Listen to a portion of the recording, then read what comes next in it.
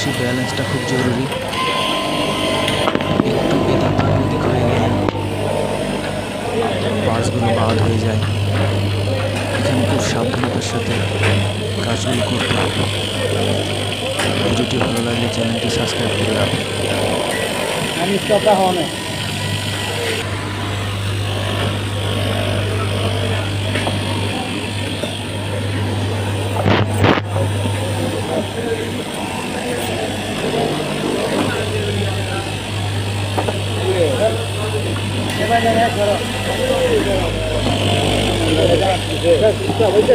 হয়েছে